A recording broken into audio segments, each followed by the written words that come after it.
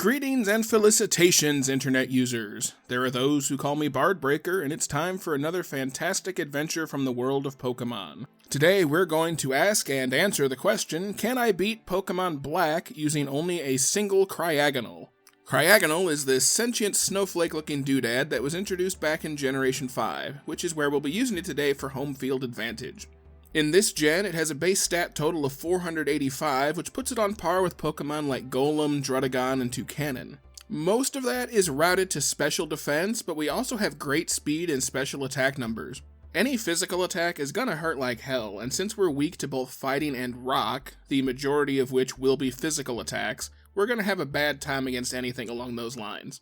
As far as our offense, we don't have a lot to work with, sadly. Our physical attack stat isn't great at all, and that's all we get to start with. We don't get a damaging special move until level 17 with Icy Wind. Now once we get it, it will be a bit of a serviceable move with the same type attack bonus, but we don't get a truly amazing move until level 33 with Ice Beam. TM-wise, we have the same problem. Basically no type coverage to speak of. Poison Jab and Acrobatics are both physical, which again we're probably not going to make much use of, and the Steel type Flash Cannon doesn't really give us any type coverage. But with all that being said, guys, please take a moment down in the comments to let me know whether you think we can do this or not. After all, guys, it does please Algorithm, the god of the YouTube algorithm, and it gives me a way to engage with you guys in the comments. Lastly, before we begin, let's talk about the house rules. In battle, I will only be using Cryagonal. I'll need other Pokemon for HMs, but I won't be allowed to use those Pokemon in battle. I also won't use any items in battle. Held items and items outside of battle will of course be allowed. And finally, I won't use any game-altering cheats, glitches, or exploits for the run, so let's get going. So we start our run off like any other average day, opening a box the size of a small car to find that it contains only 3 small Pokeballs. Thanks again, Amazon. We pick our Cryagonal and immediately challenge our friends to a fight in the process. Unfortunately for us, I've replaced Snivy with Cryagonal so that we can do the whole run with it. In doing so, I have unwittingly given us one rival who will simply outright resist us, and another who will not only resist us, but also have type advantage. We also have a disadvantage here because we're physically weak, so even basic starter moves that our opponents get like Tackle are going to be pretty strong against us. We do almost beat Bianca and her Oshawott, but it does eventually bring us down. The game heals us up, and now we have to battle Sharon and his Tepig. And unfortunately, much like the Oshawott, we don't have anything that can do damage to the Fire-type Tepig. And being the fragile snowflake we are, it's quite easy for the pig to bring us down. I think that's the first time I've lost both opening fights before, but I also don't do a lot of Gen 5 runs, so it is what it is. At least you don't have to win these fights for the game to let you keep going. In any case, we proceed to Professor Tree's laboratory, and we get the chance to nickname our snowflake. I go with the nickname Libby Roll because, well, get it? It's a liberal snowflake. I mean, look, truthfully, there's just as many, if not more, conservative snowflakes out there. If you don't believe me, just say Happy Holidays to a boomer around Christmas and see what happens. But anyway, I digress. After leaving Professor Tree's greenhouse, we're able to check and see that we were given a Jolly Nature. Honestly, not great. It boosts speed at the expense of special attack. Special attack was about the only thing we had going for us, and our speed was already pretty good as it is. I mean, it's definitely not the worst nature we could have gotten, but I would have preferred something better, truth be told. Our first real battle occurs once we get to Accumula Town, and we have to face off against N of Team Evil. He only has a Purloin, which is good, as we definitely couldn't beat more than one Pokemon here. You can see our Ice Shard isn't doing a lot of damage. It does get the same type attack bonus, but because it's physical, it's not going to do a ton. In fact, his Purloin nearly brings us down, but we managed by just the skin of our teeth to knock it out and secure the win. Not long after facing N, we have another battle against Bianca. I went ahead and got to level 10 before facing her here just because she has 2 Pokemon. By this time we've learned Sharpen, which will help offset our weaker physical attack stat. Her Lillipup is out first, and we sharpen before going on the offense with Ice Shard. It looks like she's already using potions in battle quite early for the game. Think about it if your rival battled you in Viridian Forest and was already using potions. Then she sends out her Oshawott. We get a bit of passive damage in with a bind before going for Ice Shard. It's not going to do a lot of damage, but with Sharpen, it's going to be just enough to physically put our heads down and grind through it for the win. Shortly after that, we arrive in Striaton City, and we have a mandatory fight against our other rival, Sharon. And this fight takes us 2 tries to win. Unfortunately, because we really are just a frail and brittle snowflake, it is a challenge to hang in the fights, especially when we get tail whipped and our already brutal defense gets lowered even more than it already is. Eventually on our second go through, we're able to get to the Purloin a bit stronger, having leveled up, and are able to do enough damage with a sharpened Ice Shard to defeat his cat and secure the win. Up next is the Striaton City Gym, which has 3 different gym leaders. The game will always make you face off against whichever leader has the type advantage over whichever starter you chose. Because the game thinks we took Snivy, we're going to be going up against the Fire Leader Chili, which in this case just also happens to be our weakness anyway, so it worked out for them. His Lillipup is out first, and we sharpen while it works up. We then start laying on ice shards while it works up again, and then gets us with a bite for about half damage. He does use a potion to heal up and get off another bite, but we're able to bring down the Lillipup. Unfortunately for us, he has a Fire Monkey next in Panseer, and we're in red health. He goes for workup, and we basically do no damage with Ice Shard. I shard it again before it uses Incinerate on us for an easy win. We're definitely going to have to level up here for a while before we can challenge him. While leveling up, I stop and get a Panpour for our watery needs later. I nickname him Aquades the 61st, long may he swim, and keep grinding our Snowflake up to level 14. I come back to the gym at level 14 and try the fight again. This time I go for 2 sharpens against a Lillipup to get some extra damage, and it's actually a cakewalk. The Lillipup isn't much of an obstacle as it wants to work up more than attack, and much damage as you'd think a move called Incinerate would do to a Snowflake, it actually doesn't. Chili uses a potion to hang in the fight, but our 2 sharpens are enough to get our ice shards in for serviceable damage and win the fight, and this time we didn't even get down to red health. Before proceeding much further, we're going to need to get something for Cut, so I go ahead and get a Pat Rat for said Cut later, nicknaming her Snipticus the 61st, long may she cut, and proceed out of town onward to more adventures. But before we can get very far in those adventures, it's time for another fight against Sharon, and this makes 3 battles against him and 2 against Bianca already, and we haven't even left the equivalent of Pewter City yet. This is just ludicrous, and honestly one of the reasons I'm not overly fond of Gen 5. And much like the fights before, and the fights that are sure to come, our strategy isn't much of a strategy, it's basically a method and keep doing that works. Do a couple of sharpens, and then ice shard over and over until either we win or we lose. In this case, we managed to win on the first attempt, and we're free once again to proceed on. We battle pretty much everyone possible on the way to the next town, Nakreen City, and we're quickly challenged again by Team Evil's N. And now that we've learned Icy Wind, we have a passable move that will use our good special attack stat on top of the same type attack bonus. We're able to make quick work of his team now because of it. Well, that and he likes to have his Pokemon use stat moves. In fact, only his final Tympole tries to do anything, but it's a Bubble Beam that we easily resist. I go ahead and try Lenora at the normal gym just for shits and giggles to see what happens, and predictably it doesn't go well. I can do passable damage to her Herdier, it does way more damage to us with Takedown, and in some instances it actually one-shots us with it. It's a beefy doggo in its own right, and Takedown has the same type attack bonus for it, so yeah, we don't have a lot to do here. I tried a few times, we didn't really make a ton of inroads, so it's time to level again. I come back and try her again at level 24, and it goes much better. Her doggo can still do significant damage with Takedown, but we get this run where it just doesn't attack us, and we're able to move on to Watchog with full health. Not only that, but the Watchog doesn't inflict a single point of damage to us either. I mean, I'll take it. A win is a win, and if that win comes because the gym leader decides to not do any damage, so be it. We get our second badge and head on with the show. After a fair amount of filler later, we arrive at Castelia City. I eventually make my way through the obligatory tasks and find myself at our 3rd gym of the run. By this time we've learned Aurora Beam, and it's going to be a staple of the run for quite some time. Whirlipede is out and we get screeched, but I bring him down low and make Berg use a Hyper Potion.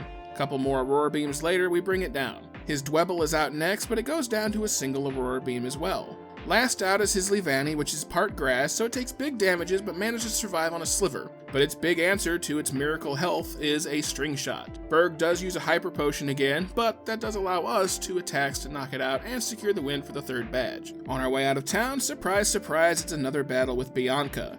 Her Herdier survives Aurora Beam on a sliver, but uses Takedown and takes itself down with the recoil damage. Her starter has evolved into Duat and tanks an Aurora Beam before doing good damage with Razor Shell. I get a lucky critical hit on our next Aurora Beam to bring it down. Next out for Bianca is a Muna Matata.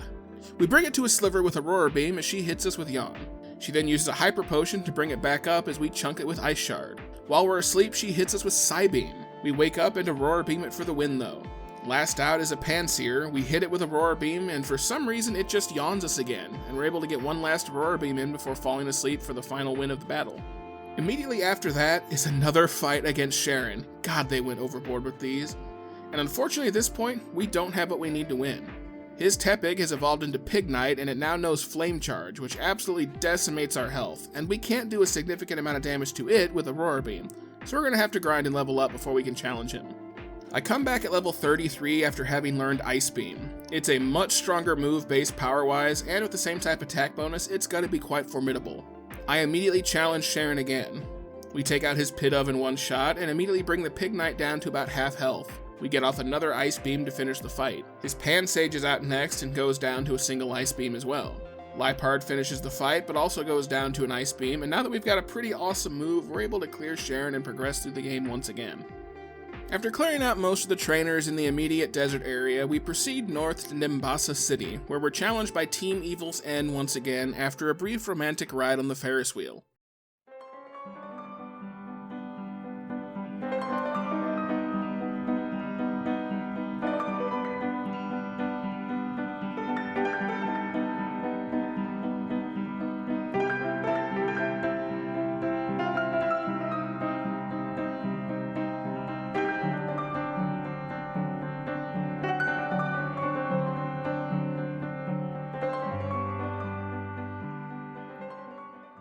Sandile is out first and goes down to an Aurora Beam. Darumaka is out next and survives an Ice Beam to do a ton of damage with Fire Punch, but we survive in the red to finish it out with a second attack. Scraggy is out, but also goes down to a single Ice Beam. He tries to bring out a Sigilif to finish us off, but it's part flying, so it goes down to an Ice Beam for the win. After beating N at the carnival, it's time to take on the Electric Gym here in town. Alesa sends out an Emolga to lead things off, but it goes down quick enough with an Aurora Beam.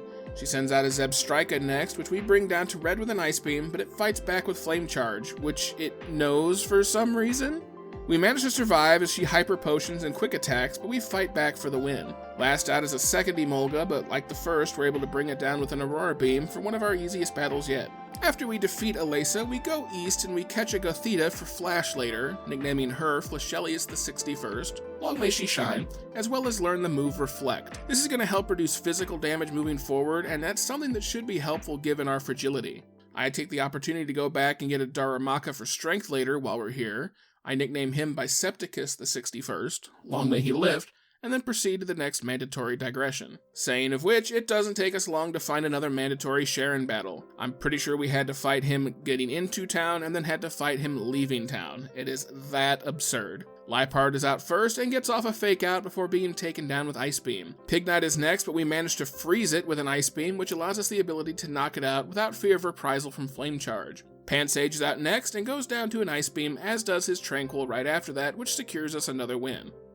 As we go west Young Meowth, we stop on the drawbridge to pick up a ducklet for our flying purposes later, nickname him Flapsity the 61st, long may he fly, before rounding up Team Evil in a cold storage locker a short time later. Now, despite the fact that we just wrangled them up at the request of the gym leader, that gym leader then immediately lets them go and challenges us to a battle. Out first is Krokorok, which goes down to a single Ice Beam. He then sends out an Excadrill, which is able to survive the Ice Beam, but we go back and forth and a couple Hyper Potions later bring him down. Palpitoad is out last, but a single Ice Beam brings his Derpy Toad down for the win. Now, we can't leave town without another damn rival battle though, and this time it's Bianca at the bat. Herdier is out first again, and we bring it down again with an Ice Beam. Panseer follows suit with a solo Ice Beam, while Duat survives to do about half damage before we're able to bring it down. Musharna is out next and tanks a hit to get off a Psybeam, but heals, but that also gives us the 2-attack window we need to bring it down with a couple of Ice Beams for the win. Our post-win, battle-free respite is short-lived, however, as upon progressing through Charge Cave, we're accosted by Team Evil's End once more. He's got a Bulldor now, and it survives with an Aurora Beam on Sturdy before fighting back with Smackdown. An Ice Shard finishes it off though, as End brings in Ferroseed. A single Ice Beam is enough to bring that Steel Pinecone down though, and out comes with a Clink. We nearly take it out with Ice Beam before it brings us to red with its own attacks. I'm able to successfully knock it out though, and last out is his Joltik, which we're able to defeat with Ice Beam while in the red for a close but narrow victory. After some more Plot Simulator, the motion picture musical, we find ourselves in the Mistratton City gym against the Flying Master Skyla. Her Swoobat predictably goes down to an Ice Beam without incident, and next out is an Unpheasant, which also goes down to a single Ice Beam. Her Swanna comes out, and being part water type, it manages to survive the Ice Beam on a Sliver before being hyper potioned. That doesn't do anything for us though, as we're able to Ice Beam it and bring it down for the win. Immediately thereafter, we have another fight against Sharon. Jesus Lord, there's a lot of these. He sends out an Unpheasant, which is immediately dispatched with Ice Beam. Pignite tanks an Ice Beam, but misses its takedown. I'm able to bring it down with a second Ice Beam. Simisage is out next, but predictably takes a chill and goes down without incident. Sharon's last Pokemon is his cat again, but we once again one-shot the Liepard with Ice Beam for another knockout. Most of these fights are not difficult, they are just annoying to do. With yet another victory under our belts, we make our way to the next town and make a beeline right for the refrigerator of an ice gym. I don't have much to use against them, but they also shouldn't have much to use against me either. The Nillish is out first, and I hit it with Ice Beam, and it's doing about half damage. It responds with Acid Armor to raise its defense, but that's not going to do anything to slow us down. Another Ice Beam brings it down, and out comes Beartic. I set up a Reflect, and it starts hitting us with Slash. We get swaggered, but power through and keep using Ice Beam. Critical hit Slash forces us to use Recover as his bear goes for a Brine. We break through Confusion again with another Ice Beam to knock it out. Last out is his own Cryagonal, and now it's simply a war of attrition. We know what moves it's going to have, and those moves are likely not to do much damage against us. In fact, we're taking less than 10 damage from an Aurora Beam. Now, on the flip side, we can't do much to it back. We can just use Ice Beam and Aurora Beam, and it's gonna take time. I wind up bringing it to a sliver, but Bryson uses a Hyper Potion and prolongs this battle needlessly. We can't really lose this fight because we have Recover and the Cryagonal doesn't, but it can sure be dragged out for an extended period of time. Eventually, I run out of Ice Beams, and I just have to start using Aurora Beams. We get it to a sliver again, and he heals it again. Ultimately, this battle eventually just comes down to two snowflakes throwing the Aurora Borealis at each other. Aurora Borealis! At this time of year, at this time of day, in this part of the region, located entirely within this gym. Yes. May I see it? No. Eventually, our snowflake wins, and we're victorious for our next badge. Some more plot filler later, something about Team Evil getting a legendary dragon, I guess. We find another battle in the form of Bianca. She's got a Stoutland now, and it's out first, and we nearly one-shot it with Ice Beam as it goes for workup again. She full restores it, and we bring it down with 2 Aurora Beams. Simisear is up next, and we Ice Beam it, but it responds with Flame Burst. Bianca full restores, and we go for 2 more Aurora Beams for a knockout. Next out is Samurott, and we get hit with Aqua Jet as we fire back a critical hit Ice Beam to bring it to a sliver and get the freeze. We're able to finish off it with Aurora Beam, and out comes a Musharna. I bring it to a sliver with Ice Beam, but it puts us to sleep with Hypnosis. It uses a turn to use Psy Beam, but we wake up the following turn and use Aurora Beam to finish the fight once again. Last up on the Gym Jamboree is Drayden, the Dragon Gym Leader. And it should be perhaps no surprise to anyone that we're able to one-shot sweep his entire team with Ice Beam. Dragons are weak to ice for some reason. I mean, I guess it's game balancing reasons, but anyway. Yeah, we're ice and we have Ice Beam, so yeah, if only all battles could be this easy. Speaking of battles, you guessed it, just outside of town we have another fight with our rival, Sharon. I think this is the last one, but good God, there have been many. Sharon starts off with his Unpheasant, and we're able to bring it down with Aurora Beam after it stalled a turn with Detect. His Embor is next, but decides not to attack us for fire with some reason, and we bring it down with a few Ice Beams, just barely hanging on from his takedown and Assurance. Simisage is out next, goes down to an Ice Beam, and the Liepard is out last and also goes down in the same way. After some subsequent mountaineering, I make my way up to the Elite Four at level 65 and decide to give it a try without any extra grinding just to see where we're at. You can do the Elite Four in whatever order you want in this generation, so I decided to go ahead and test out my skills against Marshall, because if we can't beat him, there's no reason to waste time beating the other 3. The other 3 I'm not worried about. And unfortunately, I make several runs at Marshall, the Fighting Master, and I just don't get anywhere. We're weak to, again, rock and fighting moves, both of which he has in abundance, and there's no way to get through him at this point. And if, like I said, there's no way to get through him, then there's no reason to try the other guys, because there's no way to get through this one. It means we're gonna have to level up and try again later. I return to Marshall at level 72 and try my fortunes again. Throw is out first, and I set up a Reflect to try and mitigate some damage, and it hits back with Stone Edge. Because of Reflect, I weather it well enough and go for Ice Beam. It uses a payback, and Marshall triggers a full restore. I like when they do that, that gives us the opening for 2 Aurora Beams for the knockout. Salk is next, and it has Sturdy, and it hangs on with a sliver from an Ice Beam. It misses Stone Edge though, and that triggers Marshall to use a second full restore. Once again, that lets us get a couple of Aurora Beams in to bring Salk down. Conkeldurr is next, but goes down to a single Ice Beam. Lastly is a Mienshao, it's his final Pokemon, and we also outspeed it to get off an Ice Beam for the win. Now that we're strong enough to beat Marshall, we should be able to beat the remainder of the Elite Four. I decide to go ahead and try and face Chantal, the Ghostmaster, next. Cofagrigus is out first, as we do big damage with an Ice Beam, but it misses Will-O-Wisp. She full restores, and we use our patented 2 Ice Beams to bring it down. Chandelure is out next, and we bring it to a sliver with a critical hit, and she triggers another full restore. I take big damage from Fire Blast, but I manage to survive and get off 2 hits to bring down the Chandelure. Golurk is next, but a singular super effective Ice Beam is able to bring it down. Jellicent is next, and we take the chance against resisted water moves to use Recover. It can't do much to us, and I can't do much to it either, so it's a perfect time to take a little bit of opportunity to recover some HP. Once we do, I just start spamming Ice Beam until we can secure the win. Third up is Grimsby, and he focuses on Dark Pokemon. First out is a Scrafty, and I end up using an Ice Beam for a one-shot. He sends out a Crocodile next, as I set up a Reflect and bring it down with a quick super effective Aurora Beam. B-Sharp is next, and this is why we set up a Reflect, as we go for Ice Beam while it hits us with a Metal Claw. We manage to bring it down with a second Ice Beam, and out comes a Liepard. It Sucker Punches us, and we go for a Recover. We tank a Night Slash again thanks to Reflect, and then we one-shot her with Ice Beam for the win. 3 out of 4 down, and that just leaves Caitlyn the Psychic Master. Reuniclus is out first, and we bring it low with an Ice Beam as it misses Focus Blast.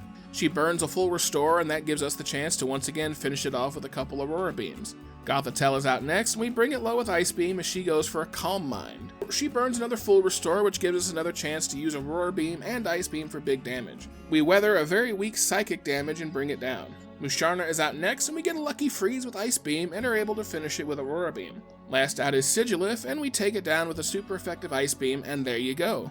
We've now beaten the Elite Four. Not to worry though, there's still many more battles to go. First up is our mandatory battle with the box legendary Reshiram. And there's no way around this fight, you have to encounter it, and you have to catch it. The game will not let you not catch this thing. If you knock it out, it just respawns and you have to do the battle all over again. It's all part of the story that the game wants you to face off against N and his Zekrom with your Reshiram. Eventually I go ahead and catch the damn thing. Now worth noting here is the game will also try to force you to add Zekrom to your party and specifically add it to the head of your party. This means if you try to swap off, you'd be giving your opponent a free attack against you. The only way around this is to have a full team of 6 when you catch the Reshiram. The game will try to get you to add the Reshiram to your team, and it will try to put it at the head of your party, but if your team is already full, you can say no and the game will put Reshiram in your box. That will allow you to face N without it. And speaking of N, he sends out his Zekrom to start. It's Dragon though, and we're able to take it down with actually a rather anticlimactic single shot Ice Beam. Clink Clang is out next, so I set up a Reflect for defense and then bring it down with Ice Beam, revealing that it was actually a Zoroark in disguise all along. Caracosta is next, so we land an Ice Beam and then weather Stone Edge thanks to Reflect. I get off a second Ice Beam to bring the turtle to its knees. Archeops is next, and we get off an Ice Beam for an easy one-shot, bringing it down. Last out is Vanillix, and we take the chance to recover because it opens by setting up the most useless move possible here, Hail. We're both immune to hail damage. I managed to one-shot it with a critical hit Ice Beam, revealing N's final Pokemon, his actual Clink Clang. We bring it to half with an Ice Beam and get another lucky freeze. I'm able to finish it off with a second Ice Beam, and now N is done. After defeating M, Team Evil's real boss shows up, and now we have to defeat Getsus as well. He opens with a Cofagrigus, which gets us with Toxic, and from there it's a losing proposition. I do manage to get past his Cofagrigus, but we're hemorrhaging health and we just can't win.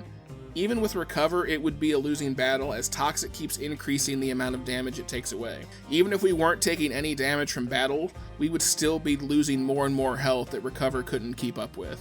The real unfortunate part here is there is no saving between N and Getsus. So if you lose to Getsus, you have to go back and do the entire N fight again. N's not really an obstacle, we have a solid strategy to win, but it's still a big time waster to have to repeat that fight over and over again. And if Cofagrigus is able to land his Toxic, which is like a 90% accurate move, we're guaranteed to lose. So yeah, we're in a bit of a time-wasting pickle here. I make several runs at the Cofagrigus hoping to either crit it because we do outspeed it, get a freeze off it, or have his Toxic miss. There are 3 different possibilities for that to happen, and none of those 3 things happen. So I come back with a new strategy. This time I once again battle through the end sequence and arrive at Getsus, this time equipped with a Pecha Berry to cure poisoning. It does mean sacrificing our Nevermelt Ice, which does take away a 20% boost, but we have to get past Toxic, so it is what it is. Like before, Getsus sends out Cofagrigus, but of course, unlike before, it doesn't use Toxic this time and instead goes for Protect. We then go for an Ice Beam as it does weak damage with a critical hit Shadow Ball. I'm able to bring it down with a second Aurora Beam, and then out comes a Hydreigon. Predictably, being Dragon type, it goes down to an Ice Beam, and then out comes a B-Sharp. We set up a Reflect as it fails a Metal Burst. Ice Beam brings it down just to above half, and we weather a Stone Edge. Another Ice Beam brings it low as it misses Stone Edge. Getsus digs into his bag and pulls out a full restore, so we go for an Aurora Beam and a recover. I go ahead and set up another as it misses another Stone Edge. I hit it hard with another Ice Beam and get a lucky freeze. We use the chance to recover again as it thaws and misses yet another Stone Edge. A final Ice Beam is able to bring down that bug. Electros is out next, and we go for an Ice Beam, which brings it to about half, but for some reason this electric eel knows Flamethrower. That being said, it's not fire type, so we take surprisingly low damage from it and finish it with an Ice Beam. Next out is a Buffalant, and we set up Reflect just in time as it hits Head Charge. I go ahead and recover to keep us in the fight as it lands another Head Charge. At this point, I go for Ice Beam as the Buffalo decides to try and use Earthquake despite our Levitate ability. That's the first time our ability has triggered all run. This gives us an opening for another Ice Beam to bring it down. Seismitoad is out last, and we bring it low with an Ice Beam as it sets up Rain Dance for some reason. Our Reflect wears off, but we throw the last of our Ice Beams at it to knock it out and secure the win. We manage to beat Getsus, and Team Evil runs off to do bad guy things, leaving us for a heartfelt chat with N before he too decides to go off to do alphabet-related things in the sunset. And let's just appreciate for a moment how the AI cheated and still lost that fight. The entire time during the preceding attempts, Cofagrigus always used Toxic on its opening move. And we're to assume that the one time I try this fight with a Pecha Berry equipped to counter that, it just decides not to? No, I refuse to believe that. Call me a tinfoil hat if you want. The AI knew I had a Pecha Berry equipped, and it shouldn't know that, because now it changed strategies. I guess they only had one cheat point available though, as later in the fight that Buffalant didn't know I had Levitate, but still, I'm kinda miffed that the AI was very blatantly cheating there, even if we did manage to eventually get the win. That being said, the game isn't over yet. We aren't truly the champion. Because Team Evil was hanging out and doing bad guy things here, there is no true champion yet. There conveniently is now, however, and it's inconveniently not us. Also inconveniently is that we have to battle back through the Elite Four to get to him. A task that is easier said than done. All of the Elite Four members have added Pokemon to their parties, as well as leveled them all up about 20 levels since last we saw them. So just like the Bref's preferred Tinder matches, now they'll all be in their 70s. I ultimately go all around the region, battling all the new trainers that the game opens up to you now that Team Evil has been dispatched. It takes a while to explore the eastern third of the region, but we eventually make our way back to the Elite Four once again, and this time I've decided to just go all in and do what needs to be done, and I get my Snowflake to level 100. And for the sake of making a long run slightly less long, I'll cut right to the chase.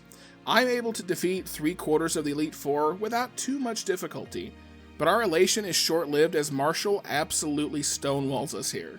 Breloom is out first and is a reliable one-shot with Ice Beam to it being part grass. His Mienshao comes out next and is also a reliable one-shot with Ice Beam. Unfortunately for us, his Sawk is the problem. This Blue Man Group wannabe is the absolute bane of our existence. It still has the ability Sturdy, which is ultimately the problem as it prevents us from knocking it out in one hit. We'd otherwise reliably one-shot it with Ice Beam, but because it can hold on with 1 HP, it will always be able to respond and hit us with close combat to finish the fight. Even if we can manage to freeze it, because it'll be at 1 HP, Marshall will use a full restore, and I just can't wriggle out of this. The AI knows it can win by hitting me, so even at 1 HP, it turns and attacks.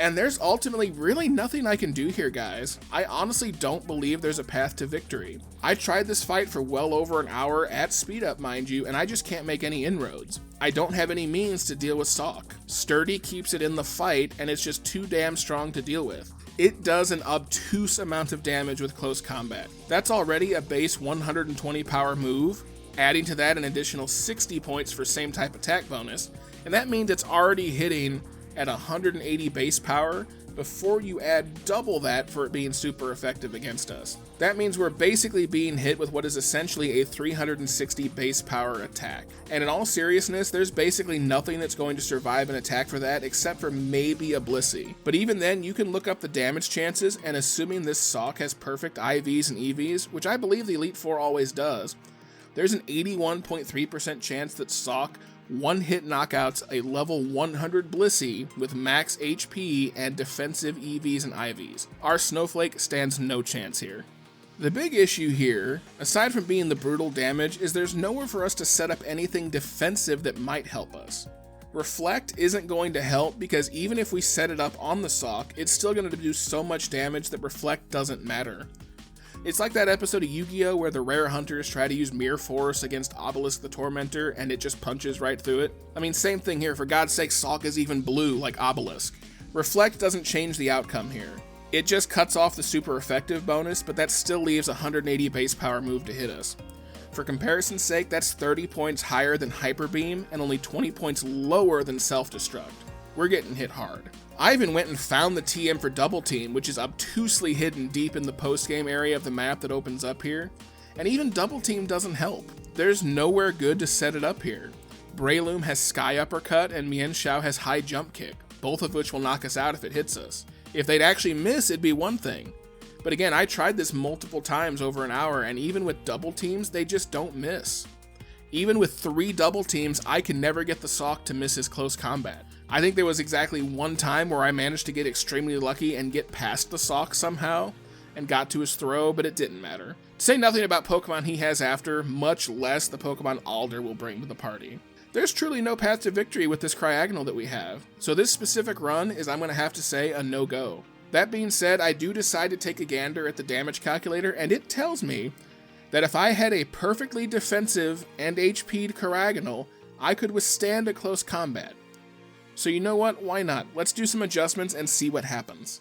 So having failed the run with the Snowflake that RNGs has dealt us, I decided to do some editing and give myself not only a perfect HP and defensive IV, but I also give myself perfect HP and defensive EVs. That means we have no EVs across any other stats, which is going to drag us down a bit, but it's the only way we can mathematically even attempt to win against the Sawk, so let's give it a go. I jump back into the game and try Marshall once again. Breloom and Mienshao are still both one-shots, and the Sawk now actually is at damage range with Ice Beam. That being said, we actually are able, albeit just barely, able to now tank the close combat. This means that Marshall will now use a full restore, which gives us the opening to get 2 attacks in to circumvent the sturdy ability and knock out the Sawk. Throw is next, and I can't one-shot it with Ice, but I managed to get the crit for the knockout. Conkeldurr is next, and I get a lucky freeze, which Marshall doesn't full restore for some reason, and we're able to attack again to knock it out. Toxicroak is last out, and goes down to a single Ice Beam. Well, there we go, that's more like it. Now again, I'm not going to count this for the purposes of beating the run, because we did have to modify our stats, which we wouldn't really be able to have done to get to this point normally. And even if we could have somehow set up our values properly, there's no way to know if we'd have been able to get past earlier stages with those values. So it's a lot of what ifs, and a victory against Marshall though, it's time to take on the champion. And I'm gonna be honest here, the champion fight is probably one of the easiest fights I've had in the final segment here. Exceligor's first, but it actually doesn't have a ton of damage on its Focus Blast. Thank you for it not having same type attack bonus finally. And that gives us a chance to finally set up 6 double teams for maximum evasiveness. I try to avoid using double teams when I do these runs now, but you know what? I already declared this run a loss, so I'm just trying to see if there is even a path to victory. What damage I do take from the Focus Blast, I'm able to use Recover on and deal with it. His Volcarona is the Pokemon I was honestly most afraid of because it's fire and bug and I don't have anything to deal with that. Ice Beam does next to nothing with it. I've equipped Acrobatics at this point because even though we are a weak physical attacker, it's still going to do more damage than Ice Beam, which is resisted. And honestly, even Hyper Beam, because you'll see that the Volcarona loves to boost its special defense with Quiver Dance. So by the time Quiver Dance is done 2 or 3 times, with several boosts to special defense, Hyper Beam's doing next to nothing either. At this point, I've also equipped the Razor Claw to boost my critical hit chances, which help get us past the Volcarona without being burned. It does have the Flame Body ability, and it is critical that we don't get burned, because that will chunk our HP. Druddigon is next and does no superpower, but we know Ice Beam and can one-shot the dragon. He's got a Buffalant next, but we can easily dispatch that well enough. Now Vanillix comes out next, and it's annoying because Acrobatics doesn't do a ton and Ice Beam is resisted. We're able to hang in the fight against its Flash Cannon, and are able to bring it down, bringing us to the final Pokemon Escavalier. It does know Iron Head, but remember we've beefed up our HP and defense, so we're able to tank it pretty well. We just keep hurling Ice Beams at it until we knock it out and win the battle and become the champion. So there you have it, guys. I mean, I guess it is actually possible after all to beat Pokemon Black with just a Cryagonal. But it has to be with very select circumstances. You would have to not only keep resetting until you got one with perfect IVs in the stats you want, but you'd also have to research what Pokemon give HP and defense EVs, and only grind against those Pokemon in the early going. And in the early going, if you need to grind, you don't always have a choice. Your options are limited, and a lot of times it's speed and attack EVs, neither of which is going to help you here. We just barely held on against that Sox close combat, and that was with max defense and HP EVs. So it's very likely we would not have been able to do that fight if we would have had to grind for those EVs naturally. Like I said, it's a lot of what ifs. Our actual run failed with the snowflake that we were dealt to us, but with a perfectly sculpted one, it is technically possible. So until the next video, guys, like, comment, and subscribe, and go catch 'em all.